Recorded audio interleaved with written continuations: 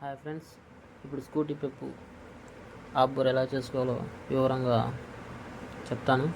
ఫస్ట్గా head wall door ఇప్పి తీసుకోవాలి.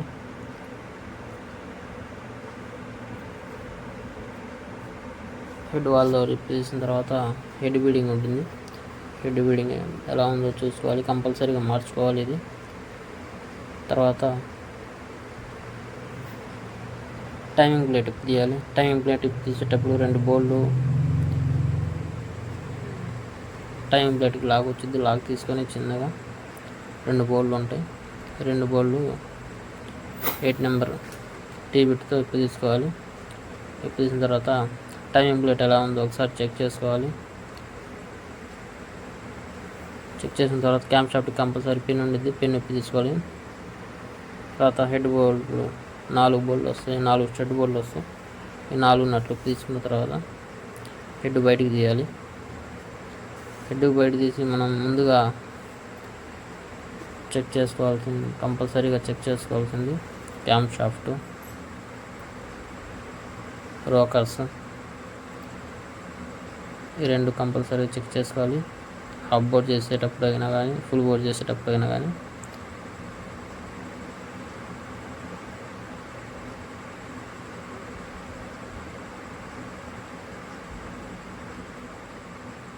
రోకర్స్ అయితే బాగానే ఉన్నాయి, చెక్ చేశాను, ప్లే ఏం లేదు, బాగానే ఉన్నాయి. తర్వాత క్యాంప్ షాఫ్ట్ బేరింగ్లు చెక్ చేసుకోవాలి. క్యాంప్ షాఫ్ట్ బేరింగ్లు ప్లే ఉంటే కొత్త వేసుకోవాలి, లేకపోతే అయ్యే ఉంచాలి. ఎందుకంటే ఒరిజినల్ బేరింగ్లు వస్తాయి, బాగానే ఉన్నాయి. తర్వాత మనం హెడ్కి కంపల్సరీగా స్ట్రెడ్లు ఎలా ఉన్నాయో చూసుకోవాలి. సైలెన్సర్ స్ట్రెడ్లు, సైలెన్సర్ బొల్లు, థ్రెడ్లు, కార్పొరేటర్ థ్రెడ్లు మొత్తం చెక్ చేసుకోవాలి. చెక్ చేసుకొని మనం పౌండ్రీ దగ్గరికి వెళ్ళి హెడ్ వాల్స్ కొత్త వేయించుకొని రావాలి. తర్వాత బోర్ ఇప్పదీయాలి. బోర్ తీసేటప్పుడు టైమింగ్ చైన్ ప్యాడ్లు ఉంటాయి, టైమింగ్ చైన్ ప్యాడ్లు తీసుకోవాలి. ఈ స్కూటీకి బోరు సీజ్ అయింది,